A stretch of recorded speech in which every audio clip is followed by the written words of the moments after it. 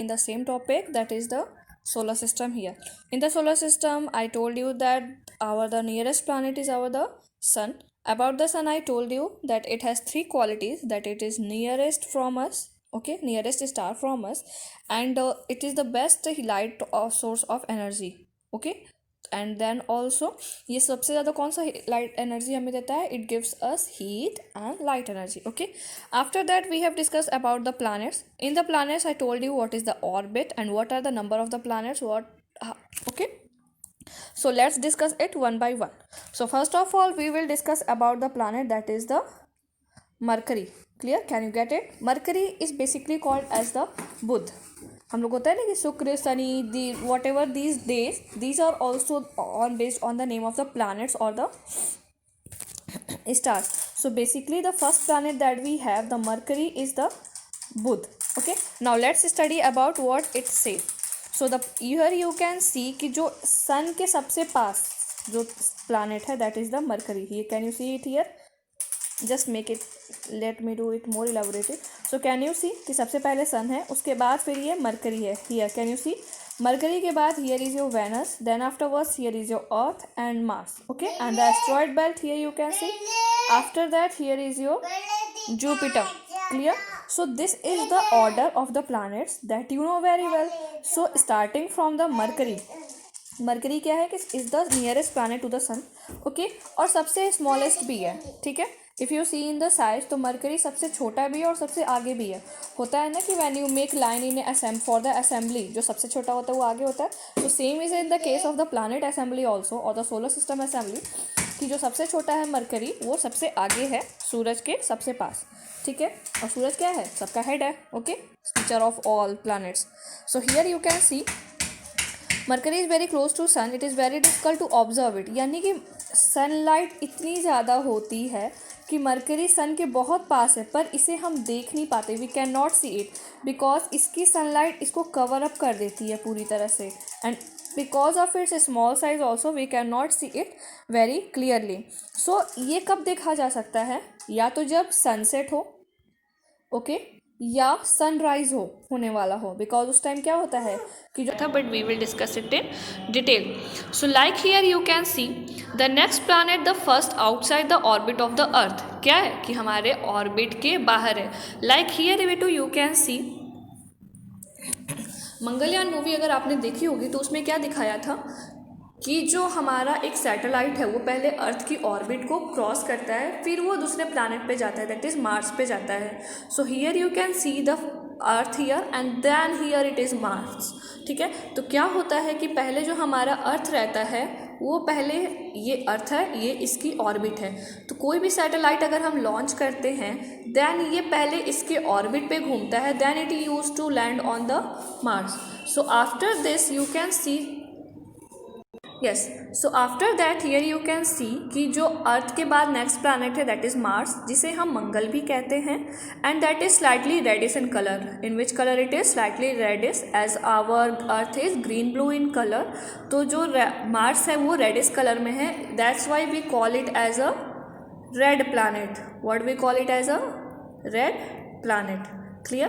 तो जब हम इसे रेड प्लैनेट कहते हैं तो मार्स के बारे में इतना ही है कि ये हमारे अर्थ के ऑर्बिट के बाहर घूमता है, ठीक है. सबसे पहला प्लैनेट है हमारे अर्थ के ऑर्बिट के बाहर, ये हमारे अर्थ के नियरेस्ट भी है, और ये रेड प्लैनेट हम इसे कहते हैं क्योंकि इसके पास रेड कलर, इसका प्लैनेट के पास रेड कलर है, okay. And it has 2 natural small satellites. क्या है, कितने सैटेलाइट हैं इसके पास, it has 2 natural small satellites. अब आप इसके बारे में मंगलयान के बारे में पढ़ सकते हो. सी the next, that is the Jupiter और द बृहस्पति. क्या है ये, जुपिटर और बृहस्पति. तो जुपिटर क्या होता है कि ये सबसे बड़ा प्लैनेट है हमारे प्लैनेट या सोलर सिस्टम का, ठीक है. जो आपने अभी तक देखा Mercury, Venus, earth and Mars, तो उसके बाद है जुपिटर. तो Jupiter is the largest planet of our solar system. It is so large that about 1300 earth can be placed inside this giant planet. ये इतना बड़ा है, इतना बड़ा है कि लाइक 1500 या 1300 अर्थ. हमारी पृथ्वी तो खुद इतनी बड़ी है, तो हमारी पृथ्वी इंटू 1300 आप करो तो उतना बड़ा ये प्लैनेट है, ठीक है.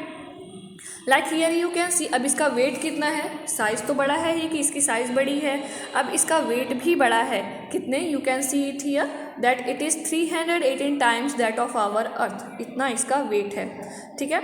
ये अपने एक्सिस पे घूमते रहता है एंड इसके पास लार्ज नंबर ऑफ सैटेलाइट्स है। सीधी सी बात है कि जब ये बड़ा है, होता है ना कि आपके घर में जो बड़ा होता है उसके पास पावर्स भी ज़्यादा होते हैं। सो सेम थिंग जुपिटर में भी है कि ये जुपिटर सबसे बड़ा है तो इसके पास पावर्स भी ज़्यादा है, सैटेलाइट्स भी ज़्यादा है और ये अपनी एक्सिस पे बहुत तेज़ घूमता है, ठीक है।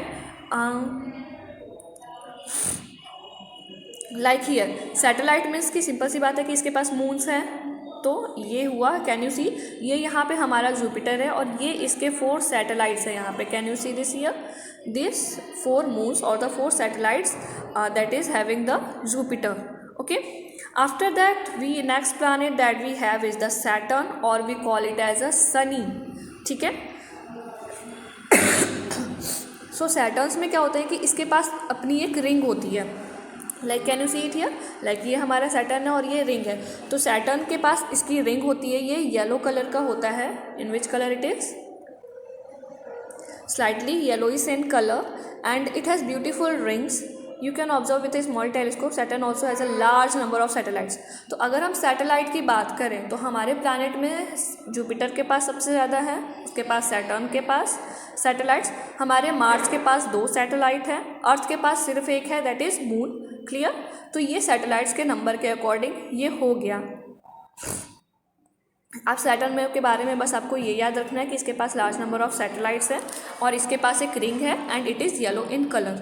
After that next planet you can see it here that is the Uranus and Neptune, ठीक है। अब यूरेनस और नेपच्यून क्या क्या है ये देख सकते हो कि आउटर मोस्ट प्लैनेट है हमारे सोलर सिस्टम के, होता है ना कि घर के बाहर एकदम, ठीक है। तो just if you see the figure of this solar system you can see here is a your Uranus and here is a Neptune, so these are the outer most planet of our solar system. After that अब ये जो Uranus और Neptune है इनकी rotation कैसे होती है, like it rotates from east to west, ठीक है, like this is east and this is west, I have already told you this is north and this is south. तो जो वेनस हुआ, Uranus and Neptune, they rotates in a clockwise direction, that is they rotates from east to west. और जो सारे other planets हैं that is your Jupiter, your earth, that rotates anti clockwise, that is west to east, ठीक है। This much is only about the Uranus and this one.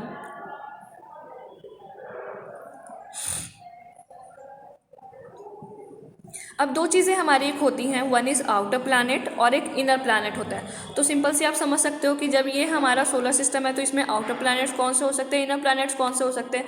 तो जो भी हमारे अंदर के प्लैनेट्स हैं दैट इज़ हमारे ऑर्बिट के हैं, that is Mars, your Jupiter, your Saturn, your Uranus and Neptune they are called as the inner planets. अब इसके बाद हमारे आउटर प्लैनेट्स कौन से हैं, sorry, your inner planets are your Mercury, Venus, earth and Mars. अब ये हमारे इनर प्लैनेट्स हैं। इसके बाद हमारे अर्थ के ऑर्बिट के बाहर, सिंपल सी, ये हमारा अर्थ ये रहा, ठीक है। अब ये हमारा अर्थ है तो इसकी ऑर्बिट होगी, तो इसके जो अंदर जितने आते हैं that is Venus, Mercury, these are the inner planets. अब इसके ये जो बाहर आते हैं हमारे ऑर्बिट के बाहर that is your Mars, Jupiter, Saturn, Uranus and Neptune, these are the outer planet. So just let's begin, okay? So discussing about the other members of the solar system, you can see about the asteroids here. So where are the asteroids in the solar system? So if you see this figure of the solar system, it is between the Mars and the Jupiter. Can you see this line, this ring over the between the Mars and the Jupiter? These are called the asteroids. Basically asteroids are big rocks, as if I say, okay, that form the asteroid belt, you can say, that forms a ring between the Mars and the Jupiter and they can be seen only through the telescopes. So for the asteroids you have to know only one thing, that is formed between the Mars and the Jupiter, that is a ring formed between the Mars and the Jupiter, clear? After that, the next topic that we have is the comets. Now what are the comets? Okay, so basically जो comets होते हैं वो हमारे solar system के भी बहुत प्यारे members हैं, ठीक है. मेंबर्स लाइक कि आपका सोलर सिस्टम तो एक घर हुआ ना आपका. अब इस घर में कौन कौन रहता है? Your sun lives, your Mercury, Venus, Earth, Jupiter, Saturn, Uranus, Neptune and other members like your asteroids and comets and meteors and meteorites, and so many are there including the stars. Okay, means it is full of illusion and full of magic.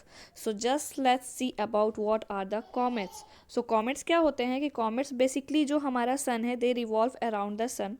Okay, so as they revolve around the sun their speed is too high, ठीक है.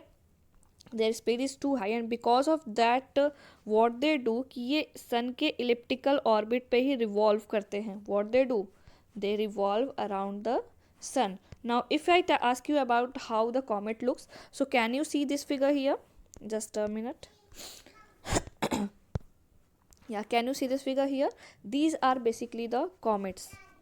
Okay, so what are the comets? So comets की एक shape होती है like if you say about this shape. Okay, so this is the head of the comet and this is the tail of the comet. So as it is the tail of the comet, what it does कि इसका जो tail होता है it is directed up towards the sun, ठीक है. like if here is a sun, if I say you that if this is a sun, and what will be the direction of the comet? So comets will be directing their tail towards the sun. So this is what the comets look like, and they revolve around like the sun like this. So what you can see like one famous comet is there, that is the Halley's comet, that is very much known. Okay, very much famous also, which appears after 76 years. ये कब आता है जो Halley's comet है, कब appear होता है?